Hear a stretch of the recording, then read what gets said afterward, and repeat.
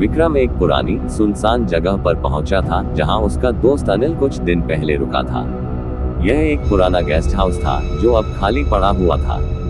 दूर दूर तक कोई हलचल नहीं थी, बस ठंडी हवाओं का शोर था। विक्रम ने गेस्ट हाउस की तरफ देखा। उसकी दीवारों पर दरारें और खिड़कियों पर मकड़ी के जाले थे।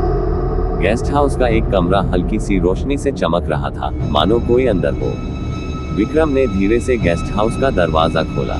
अंदर की हालत बाहर से भी ज्यादा खराब थी। हर तरफ धूल की मोटी परत जमी हुई थी। दीवारों पर पेंट उखड़ चुका था और फर्नीचर पर मकड़ी के जाले थे।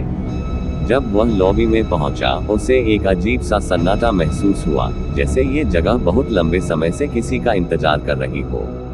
विक्रम रिसेप्शन के पास गया, जहां उसे एक पुराना रजिस्टर मिला।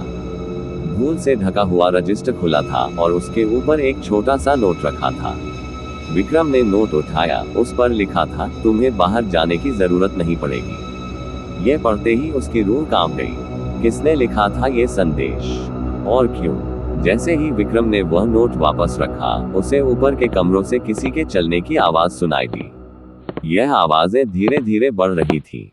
विक्रम ने ऊपर की तरफ देखा, पर वहां कोई नहीं था। कमरे खाली थे। फिर ये आवाजें किसकी थी? उसके दिल की धड़कन तेज होने लगी, लेकिन उसे सच का सामना करना ही था। विक्रम ऊपर पहुंचा और देखा कि एक कमरा बंद था। दरवाजे पर एक पुराना जंग लगा ताला था और ताले पर धूल जमी हुई थी। पर अंदर से किसी के फुसफुसाने की आवाजें आ रही थी। वह आवाजें धीरे धीरे विक्रम को अपनी तरफ खींचने लगी, मानो कोई उसे बुला रहा हो। विक्रम ने ताले को तोड़ने की कोशिश की। काफी मशक्कत के बाद ताला टूटा और दरवाजा खुला। अंदर का नजारा और भी खौफनाक था। पूरा कमरा धूल से भरा हुआ था। दीवारें जर्जर हो चुकी थी और कोनों में मकड़ी के जाले फैले हुए थे। पर कमरे के बीचों बीच एक पुरानी चेयर पर कोई बैठा हुआ था। उसका चेहरा अंधेरे में छुपा हुआ था।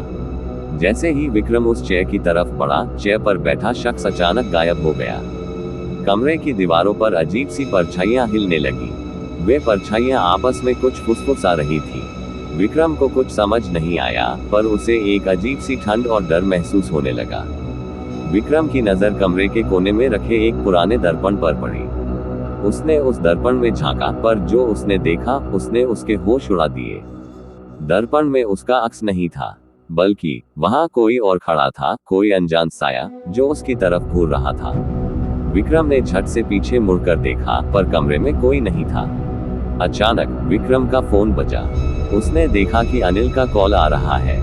घबराकर उसने कॉल उठाई। दूसरी तरफ से अनिल की घबराई हुई आवाज सुनाई दी, विक्रम यहाँ से भाग जा जल्दी, ये जगह तुम्हें निगल जाएगी। विक्रम के रोंगटे खड़े हो गए। वह समझ नहीं पा रहा था कि ये सब क्या हो रहा है।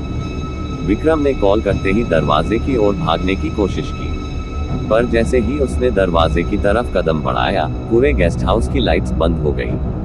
अब चारों तरफ सिर्फ अंधेरा था। उसे सामने एक लंबा काला कॉरिडोर दिख रहा था। वह धीरे धीरे उस कॉरिडोर की ओर बढ़ने लगा। उसके हर कदम पर फर्श की लकड़ियां चरमरा रही थी। विक्रम ने आखिरकार दरवाजे तक पहुंचकर उसे धक्का दिया। दरवाजा खुला, लेकिन बाहर कुछ नहीं था, सिर्फ काला अंधेरा। यह कोई सामान्य अंधेरा नहीं था। अचानक उस अंधेरे से एक परछाई उभरने लगी। वह परछाई विक्रम की तरफ बढ़ने लगी। धीरे धीरे विक्रम ने पीछे हटने की कोशिश की, पर उसके पैर जाम हो गए थे।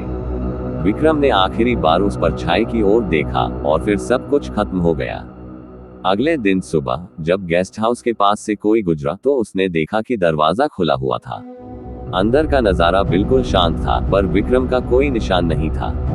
अब विक्रम उस गेस्ट हाउस का आखिरी गेस्ट बन चुका था, हमेशा के लिए। क्या आप भी कभी ऐसी जगह गए हैं जहां से बाहर निकलना मुश्किल हो? याद रखें, कुछ जगहें आपको छोड़ने के लिए नहीं होती।